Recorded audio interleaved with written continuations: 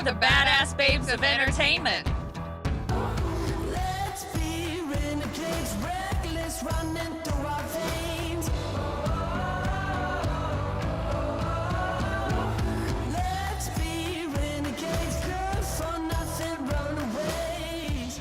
That girl got her own bag. Okay, so Ron G has made appearances in Martin Lawrence's First Amendment, Comics Unleashed, Mulaney, Key and Peele, Chelsea lately, finalist on The Last Comic Standing, and Kevin Hart presents The Next Level. Fans have also been able to catch Ron G on the HBO hit television show Insecure and has guest starred on numerous television shows, including Stuck in the Middle, Love Daily, and Shut Eye. Ron G moved into the producing world and has won an Emmy for his work on the second season of CNN's United Shades of America with Kamau Bell. I had to think about it for a second because I knew I was going to mess it up. Kamau Bell. In 2019, Ron G and world-renowned life coach and author Donald Bell teamed up for the two-piece podcast where they discussed manhood, relationships, and personal growth. Most recently, Ron G has starred as Lewis in Nickelodeon's Cousins for Life and has appeared in Lionsgate's feature film 2 Minutes of Fame, starring Pharoah and Katt Williams. This fall, he has two movies set to be released titled Swipe Right and Good News, and is one of the regular cast members on the exciting new sitcom Partners in Rhyme, playing the brother of the legendary rapper MC Lyte. Welcome to the Badass Babes, Ron. Thank you so much for having me. You read my whole bio. That was awesome. Yeah. Listen, we need everyone to know what's up. That's right. That's awesome. Beginning to end. Okay, so I already want to know, just listening, how, or actually, honestly, from you saying gluten-free tree, that cracked me up. I was like, I got to remember that one.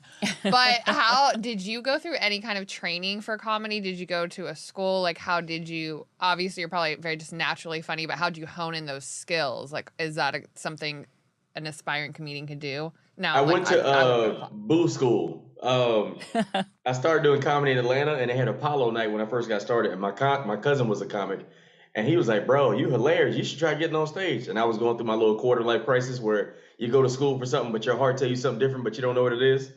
And I got on stage, and it was Apollo night, and I got booed, and the boo was okay. But then they told me to kill myself. And Oh, snap. as this was happening, I'm like, I've never been booed before, and I've never been told to kill myself while I'm trying to entertain people. And I was like, I don't know if I'm supposed to run or stay here and take it. And as I stayed there, they hit me with a boo grenade, meaning the whole back row of people, all I heard at the same time, it was like, boo! And then the music came on. They played this song, Jeffrey Osborne, like, I did my best. But my best wasn't good. Like, all this was happening at the same time. And I was like, this is terrible. So I went and sat down next to my cousin near the DJ booth. And my cousin was like, I don't know what to tell you. And that was the beginning of me like realizing, okay, I like how it felt, not the boo, but I'm going to figure this out. And I just stayed with it. And I got on stage every day. I kept writing, and I had to figure out the craft. And the craft is learning how to entertain people that you don't know. Young comics think, if they invite 20 people out and they get a couple laughs, like, oh, I'm funny. But when you can entertain people you don't know, I think it's a beautiful craft and gift that is a special thing that everybody doesn't know. It's like the difference between hosting and being a comedian. Like, people think that if I'm a good comedian, I'm naturally a great host in comedy and stand-up, and it's not the same thing. It's two different crafts. So like auditioning and acting, those are two different crafts, but we put them together, and they're very specific skills that everybody can't do.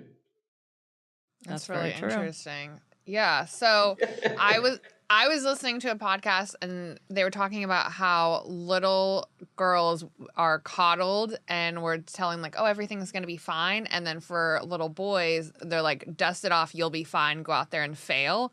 So women just naturally have this more like perfectionist. Mm-hmm. And I definitely feel that. So from hearing your story, I'm like, oh, you're just like, oh, I failed. I'll just do it a bunch more times till I get good. I'll figure it out. It made no sense at all to go back. After getting booed, I told my mom, I said, Mom, I got on stage and I got booed. She was like, do they pay you to get booed? And I was like, no. And she was like, why you do it? And I was like, because I love it. And I figured it out. I got on stage, and I feel like all the people that were funnier than me, the only difference was confidence. Because I always knew I was funny, but then you have to learn structure because jokes have a certain structure to them, like in threes and knowing how to like reverse somebody or do a comparison where you like, oh, that's like this. And if you can bring all that stuff to life and make these people that don't know you and don't care about your life understand what you're trying to say, then I feel like that's the beginning of creating greatness. And then the final touch is finding your voice. Finding your voice is a lifelong process in comedy because your voice, you become a different person every 7 years. And then you got to learn how to add orange juice because David Chappelle is the best at making orange juice, and everybody can't do that. So how did you learn the structure and the three and all of that? I read a really dope book called The Comedy Bible by Judy Carter. It kind of gave me the structure of how to do stand up. I never finished it, but once I figured out what I was doing, I added my seasoning and my sauce to it. And I feel like that's comedy. Comedy is adding your sauce once you learn the formula. Nice. I love that. So out of all the projects that you've worked on so far, what has been your favorite? Ooh, I got a few. My absolute favorite, I'm gonna just say top two, is Nickelodeon. Being a dad on a Nickelodeon show, because I feel like I get a chance to be a part of history. Because growing up, I only watched Nickelodeon and cartoons, and so to be a dad on a network that like shapes the lives of kids, I think it's such a cool thing. And they fed us well. We ate good. It was always toys and games in the green room, and you know it was footballs. Like it was always like kid stuff. And even though I was a parent, I was like a kid on set, and it was like a really really good time. And I don't know if this is geared toward entertainment, but it taught me stillness. And stillness on camera is a very beautiful skill that most people don't teach you. And I think as a comedian, you think as long as I'm moving, I'm hilarious. I'm hilarious on camera, but sometimes stillness gets bigger laughs than the movement and the animation stuff. And that's what Nickelodeon taught me. Nice. That's cool. I'm gonna go work for Nickelodeon. I heard snacks. Oh man, Good it was a food good and you time. get to 20 play. I episodes. like it. Yeah. So how old were you when you decided to become an actor? How old? I don't know. I just know when I moved to LA, I wanted to be a great comedian, but you can't be a great comedian without being an actor as well. So it kind of came along with it. Like you can be a great stand-up, but I feel like acting is a part of the craft. And I used to look at comedy is one thing and acting is one thing, but now because I do entertainment, it's all entertainment, and you have to learn all the things. I started doing comedy in a time where if you do a late night, your life can change. Like I did Arsenio Hall, and I did Last Comic Standing, and my life didn't change. I did well, but my life didn't change. But now we live in a time where you have to learn how to have a podcast. You got to learn how to do stand up. You got to learn how to edit videos. You got to learn how to do voiceovers. You got to learn how to be your own marketing team. You got to learn how to do screen printing. You got to learn how to do everything in order to be recognized in comedy. You know, and it's an interesting time. You have to learn how to do all the things. I was doing Zoom shows. Like it was crazy. Like I learned how to do all the things, and that's what you have to do as a comedian now. Just being funny is not enough. Are you tired? Because I'm tired listening to that. I know. It's a Oh, lot. it's true. It is. It's what it is. But I've been doing it so long. Like you could either get stuck and be like, I'm going to be the funniest comedian ever, and to keep doing open mics, or you could do other things, and it'll lead to other. Like I literally post 2-3 times a day on social media, and Oh, wow. I'm doing this show, and I have a show tonight, and I was supposed to shoot videos today, but I couldn't do it because I had to route a tour that I'm going to be on. So all that stuff it's happening. Do you sleep? Sometimes I'm actually shooting a movie on Monday. I'm pretty excited about it. Wow. Congratulations. Can you tell us anything about it? Yeah. It's the Tom Brady film that's coming out. Oh, Right, nice. he's executive produced. It's a pretty dope show, dope film, and I am really excited about it. There's some legends in the show, so the fact that I'm going to be on camera with some comedy Yeah. acting giants makes me really happy. That is exciting. Either Congratulations. one of you are y'all comedians? Either one of y'all are comedians? No. Only in No. our own minds. Yeah, Okay. I actually had a girlfriend that was like trying to push me to take a stand-up class. And she was like, just saying what you were saying of like, just doing it, you learn so much about yourself. She was like, you have to do it. And then finally she gave me the final push. I emailed the teacher and she's like, oh, I don't teach the class anymore. And I was like, Oh Okay. man. Cool. So why did you not go? I'm just too scared to do stand-up. I love improv so much, probably even more than I love acting. Like, it's just so fun. But the idea of like standing up, like I have to tell a story and I'm up there by myself and whoo. Like improv, you have people to help you and you don't have to like memorize something. you're just like doing it Mm-hmm. out of nowhere. So I don't know. I think I was just scared. I tried to say like, oh, I don't want to do stand up. So what do you All your find? skills are transferable, though. All the things Yeah. that you say, because we That's tell true. story when we're at parties, we tell the same story the exact same way, and people laugh, and it's the same thing. Like, you know your story. So for me, if you ever see me perform, I talk about things I care about. I talk about my family. I talk about my wife. I talk about being a fish out of water in LA, and those are the things that I love, and I kind of stay in that realm. That's the things that I like talking about. But you have the things, you just have to try it.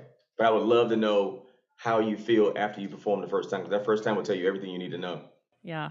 Okay, I'll report back. See, and that's what I was thinking too. If you are telling a story, you don't have to memorize something because it's something you know. And if you're telling something about something you know, then I think it's going to be more funny because you've lived it, I guess. Yeah, and I think too, sometimes the stuff that we live, we don't think it's funny because it's our life. But other people be like, man, that's hilarious. And you like, why don't you talk about that? But we don't think it's funny. So I have to work on being mindful of stuff that's happening while I'm living it. Like now, my current set is about my family, like specifically about my mom and dad. And something I'm actually living right now. So to be able to talk about it is kind of therapeutic on stage. Right? That's cool. Yeah. I like that. Maybe I'll do that. Because I think everybody's parents are pretty funny, whether they think they are or not, because we're ridiculous as parents, I think. Yeah, my family's a zoo. My family's a whole zoo and nothing sacred. So whatever your junk is, we announce it in front of everybody. And yeah, I think I didn't grow up with like a bunch of insecurities because my parents probably roast me worse than my friends did. So Yeah. That's the kind great. of household I grew up in. Everything's I a tell joke. people that. I'm like, if you're around me, just know that I can use you for content. I've had people get mad at me, and I'm like, Like, sorry. well, you're part of I my told life. you. Yeah. Or do I need to tell Oops. you? Whoops. Don't be Yeah. in my life, Mom. No, I'm just Yep. kidding. I'm just kidding. Yeah. I know. The I funny, love my mom. the He funniest said, don't things be I in my talk life. about are. That's hilarious. Yeah, don't be in my life, Mom, huh? Yeah. What are you going to do? What are you going to do? The funniest things and stories that I tell are always about my son, and I like to embarrass him because as a parent, it's your job to embarrass your child. How old is your Right? son? He's 20. Okay, I thought it was a kid. Okay. You got a whole adult. You got a grown man. Nah, but she can still embarrass I him. have That's a for sure. grown-ass man living in my garage. Oh man, that's funny. Have you ever Yeah. had him on the show? You should ask him on the show and like ask all the questions you really want to ask him in this format and Oh, see how yeah. he handles it. Oh, first question. When you moving out? Yeah. And he's going to be When like, are you getting a girlfriend? never, Yeah. Yeah. So how's When that will band you that you're cook for creating yourself? working out for you? never. Call of Duty, Yep. huh? Does it pay you? No, nothing. Yeah. Yeah. He's an actor, actually. Is it really? He is. Oh man, okay. How's that going for him? Actually, pretty good. Pretty good. He did a lot when he was younger, and then he took a break, and now he's back at it again. And he finally realized that it was his idea, and he does love it. Yeah, I didn't move to LA because I wanted to. Of Dear course. God. Yeah. But now I don't want to leave because I love it here now. Gas being $7 for regular, you like, man, this is stupid. Yeah. You gotta really So- love being out here. Yeah. You have to love it.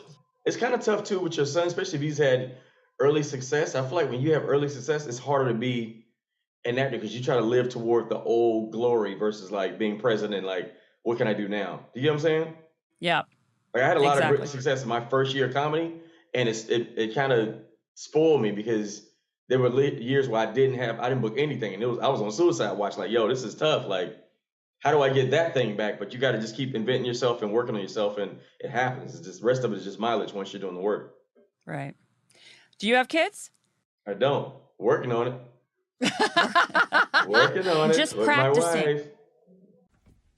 Our show's sponsor today is Roasted Luxury. And this coffee is so freaking good. I can't even begin to tell you. You'll never have to leave home again for coffee. And it's organic, fair trade, and small business, which you know we love. This is a good thing. They offer honey processed coffee, which means that the coffee is naturally sweeter. So you badass babes can add less sugar and have that second or third cup without the guilt, which we also love. go to roastedluxury.com and use promo code BABES15 for 15% off your entire order. And you can feel good about helping a local business person who is also a badass babe. Yes. So thanks so much to Roasted Luxury for being our very first sponsor on Badass Babes of Entertainment. Anyway, back to Ron. So Yes. I am a huge fan of Chelsea Handler. I am Hey. curious what it was like to work with her. She's awesome. How do I How much describe her interaction did you personality? Because have? she's very business. Is she? Like on set, I met her, and when I saw her, it was like, hey, so listen, because Chelsea's show is she'll throw out a question, and the first two usually make it to TV. If you answer, the first person gets the funny. Second person, if you jump in time, it might be, you might get a laugh. But if that third person says something and it's not funny, she'll just keep moving. And being on there with people who've been comfortable in the show it was like a whole anxiety fest because they give you the topics like an hour before. Oh, wow. And you write like, funny stuff that you think about it. And then usually the person who's sitting next to her is the person who wants to answer first. And they're like, hey, I got something funny. You should say blah, blah, blah. And then the next person will be like, oh, you know what? Know what's really hilarious? You should do it. And the third person, if you don't know how to jump in, it's anxiety, and she's very, deadpan. So she'll just keep moving like, okay, next thing. I'm like, wow. I okay, believe that was it. uncomfortable. I would watch this show and you could tell like, oh, these, Josh Wolf was always on and these people that were like really funny or just like you said, comfortable. And then you would see the person panicking like, I should say something because I'm on here, something. And you're like, that was awful.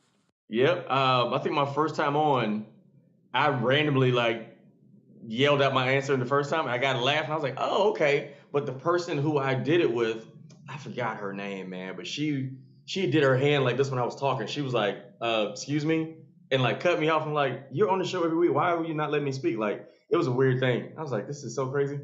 They're really trying to get their time in, aren't they? Apparently. Yeah, It's but now or like, never. I don't know. It's just, I'm the type of person like, just like how y'all doing a podcast, you let each other talk. And I've done radio before where I know how to steal a show. Like if I do radio, I can steal a show. But if you're doing a show with ensemble people, you let people be great. So, but it was just interesting for me because I feel like people are acting like their fame was going to leave if they didn't say nothing. But she was nice. Like she was cool. Yeah, she was cool. Again, like she don't give you a lot, so you don't really know what she think about you. She probably loved me, but I don't know. Like it wasn't bad. It was just business. It was business. So she's pretty serious and she kind of has that resting bitch face. Yeah, Like and me. I think too, when you're hosting a show and you're probably going over stuff, it's like sometimes people be in their zone, so you never know. Yep. I think Yeah. that's always interesting when you hear like an actor on set, like they won't talk to anyone, but it's not because they're a douche. It's just like they're really like, I gotta stay in Focus character and and- focus. Yeah. Yeah, like one time. Or like you would Go ahead. think like Will Ferrell or Chelsea Handler are gonna be like jokes all the time and laughing with people on set, and then you hear that they're really quiet and reserved, and you're like, oh wait, what? Yeah. But you're so funny. Yeah. You say Yep. Like I saw Chris Rock at the comedy club one time, and I like everybody was just walking up on him, and he was kind of, I won't say he was standoffish, but he just seemed like he was focused on the comedy, but everybody wanted to talk to him. So I can only imagine what that's like. And then one time, I was at the Comedy Store, and I sat next to Eddie Murphy, and he is wow. like whole comedy legend, and I wanted to say something to him, but he sat next to me. He had the shades on, he had a track jacket zipped up, and everybody would walk up to him and say some of the craziest stuff, and I was like, I don't want to meet this man and say something stupid and he remember that. So I was too scared to say something. I never said nothing. He sat literally right next to me. That's how I felt when I sat next to Eric Estrada at the airport and had no Eric idea Estrada. that I was sitting next to him until these ladies were like fangirling. And then I was like, oh, it is him. Yeah. So, yeah, he was my television boyfriend when he was on Chips. So I'm just saying. That's so funny. My sister was dating John and I was dating Ponch in our minds. You know, we were in like middle school or grade school or something, so we were ridiculous. But we would always do that. We would always, pick who our boyfriends were on TV. I think most girls do that. I feel like that's a thing. Yes. That's the Have a thing. It TV is a thing. boyfriend? Mm-hmm. Yeah. Yeah. I was in love with Justin Timberlake until he got engaged. I told my dad, I was like, well, I guess this is it for me. And he was like, you're still on that? Like, Yeah. yes. Yeah, why would he I do think that to I'm me? still Like that? Like, secretly seriously, Why hoping- would you do that? That's what I said. I'm like, you missed out on this. Yeah. You settled. I feel bad for him. The nerve of him to find love in real life. I thought it was rude. Sure. I'm still hoping for Sean Cassidy, you know, back from the Hardy Boys days. So. Who's that? But he's a producer now. He's like doing he's executive producer on New Amsterdam and So you could meet him. Sean Cassidy. Come Sean on, Cassidy. everybody, get down and get with it. Wait, I don't know if you can sing. What if we get like copywritten or whatever? Well, Uh-oh. I don't Uh-oh. know. Just a didn't do I'm it. trying to look at Sean Cassidy. He's really looking him Loved up like him. he Look at doesn't that. know who that is. He's still cute. Is he? He kind of is. Hilarious. I think He he's looked like still somebody, cute. but I can't say who the other person is. What's the guy? Him and his sister were singers, and they be hosting stuff. The Osmonds. He like an Osmond. the Oh, yeah. Osmonds. Danny? Donnie. Donnie. Yeah, he looked like an Osmond. Yeah. Donnie's still cute too. And he he? Oh, he was on The Masked Singer. Hello. She said, "Is he? I mean, is he? I don't." He is. I think he is. I'm going to say it's a no for me, but anyone singing country and like that kind of music. I'm not really He was a into. little bit rock and roll. Oh, yeah, I forgot. Well, that She was a little bit bit. country. So That's so let's get funny. that straight. I'm an ass. I apologize. You Y'all can so tell that hilarious. we're from different Eras? generations. Generations, yeah. Yeah. That's cool. Yeah. A Cool. little bit. A little bit. Where are you originally from? South Carolina. Okay. Do you like it there? Or? Yeah. How was that? It's a great city to grow up in, Yeah. but as And then an you move. adult, not so much. That's how I feel about Yeah. my hometown as well. Yeah, I feel like if one of the cities, if you don't leave by a certain time, and especially if you don't get married, you just stuck. You just out here. Yeah. Yeah, so it's definitely a family city. Like people get married really early. Like my best friend got married on prom night. I don't know if he was trying to save on a tux or what, but that's just in the South. People get married really early. Yikes. Wow. Was It there? was kind of like that thing or the beginning of the interview where you were talking about, oh, I didn't realize this was funny. It's for me, I'll tell people things that I don't think. They're like, oh, you're really brave. You moved to LA. You're pursuing your dreams. And out here, it feels like nothing because people are like, what have you been on? What have you done? How's your business going? What, like, all these accolades that you can't, say. And then, like, but you're brave because you're going after it. And I'm still, back in South Carolina. And I'm like, oh. Right. Everything's All right, I just guess I'll different. take it. Like, because even here, how you doing is what you're doing. Yeah. Yeah. Back Yeah. home, how you doing is literally how you doing. How your heart? You're right. Are you eating How's your green health? stuff? Are you still going to church? Do you believe in Jesus? You still like boys, don't you? You still like girls?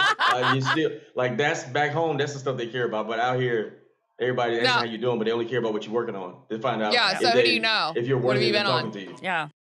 Who can you connect me with? Yeah. So who do you know, Ron? What of your friends can come on the podcast? Who do you Yeah. know? Yeah. Can you call Chelsea real quick? Chelsea, she won't return my phone call. I said hello and she just Okay. kept walking.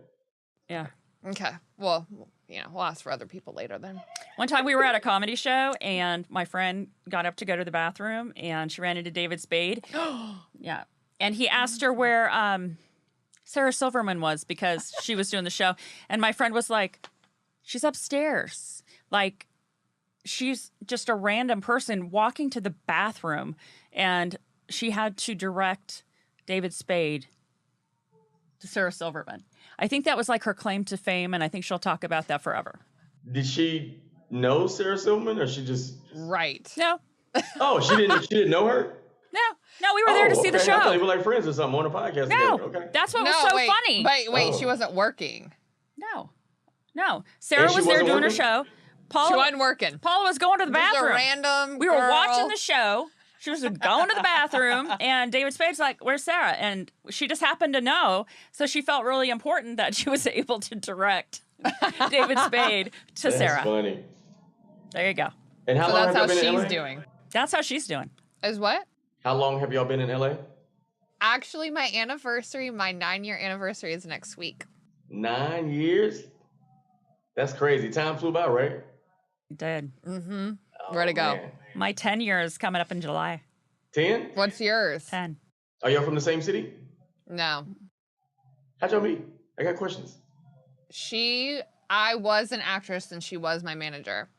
Oh, okay. I'm like, did you live in a garage too? Like, what did I miss? I actually do live with her. I'm not in the garage, but I do She's live in the with her. guest room. Yeah.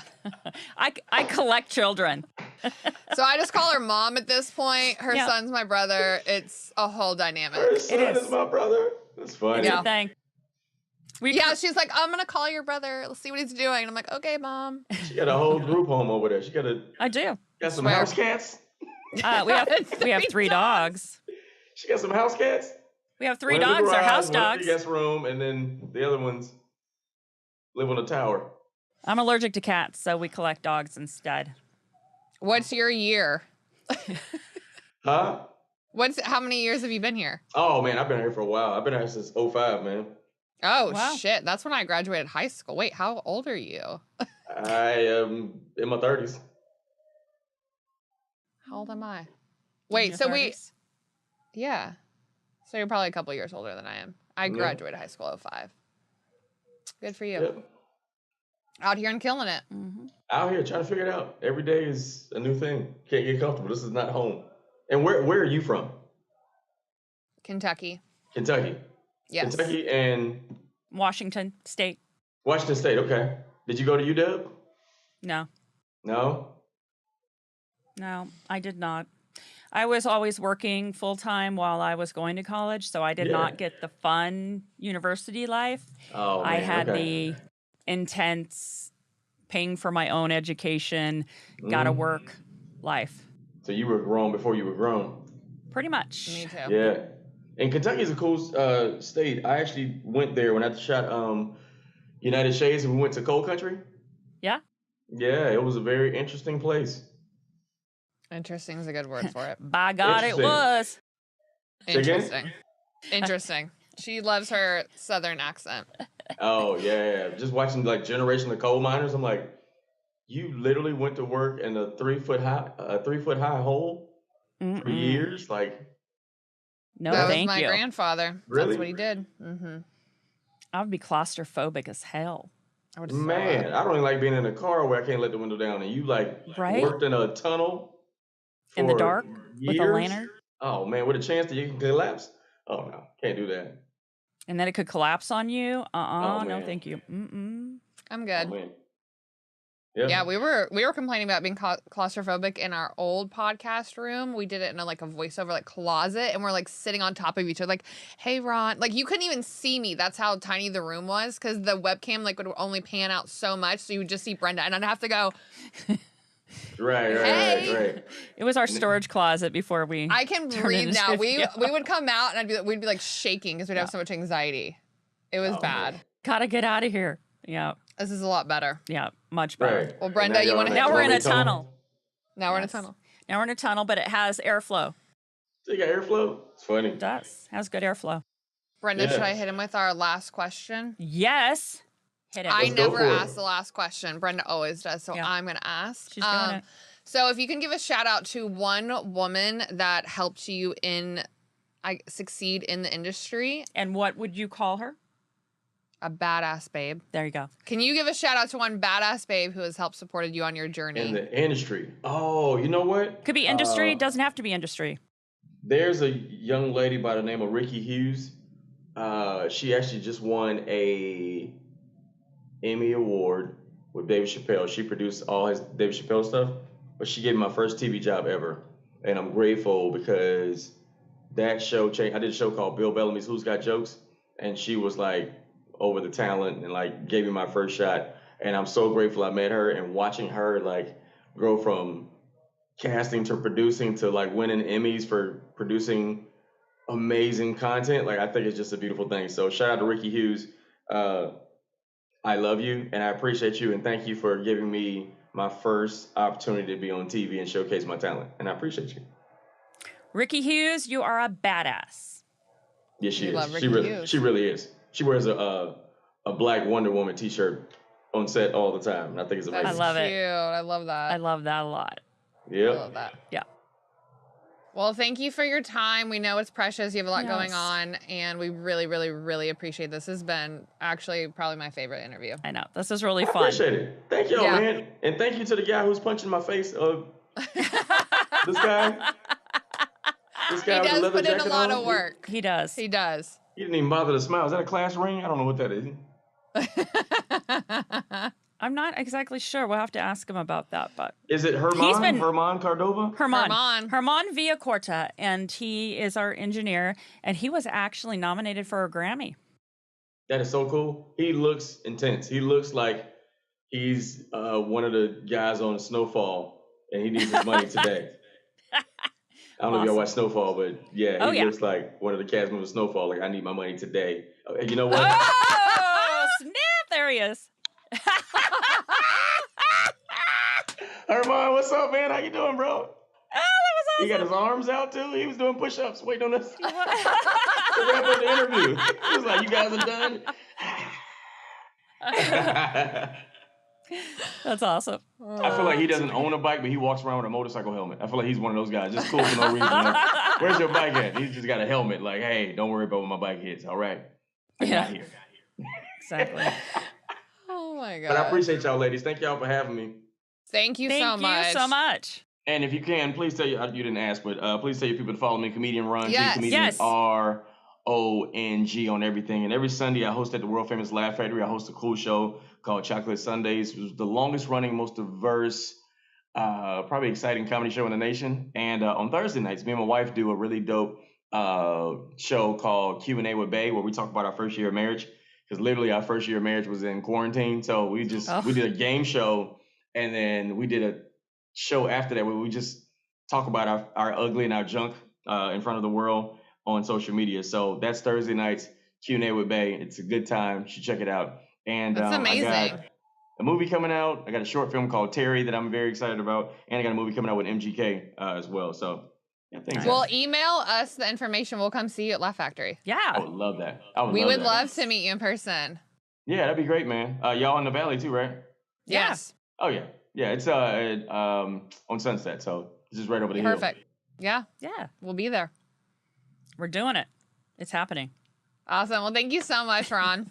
Thank you. And if you can get your son out of the bunk bed, have him come too. Should be a good time. Okay. The bunk bed in the garage, if he sleeps next to the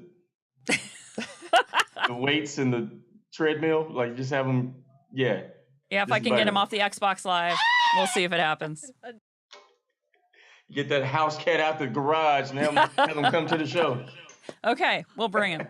This episode was produced by me, Megan Ketz. And me, Brenda Fisher. Thanks to our Grammy-nominated sound engineer, Herman Villacorta. We have another amazing guest next week, so be sure to listen. If there's a topic you would like us to cover, message us on Instagram at Babes of Entertainment, also on Facebook, Babes of Entertainment, and on Twitter, Babe_podcast. And now TikTok, Babes of Entertainment on TikTok. Woo, woo, woo. This podcast was produced by RSA Entertainment and Rogue Matter. Join the movement. Go Rogue. Bad girl with a good heart. Lost boy got a fresh start. And she's my gasoline. Slick chrome on the Mustang. Drop top, no we don't play. Cause I'm her nicotine. Uh-oh, don't act like you don't know.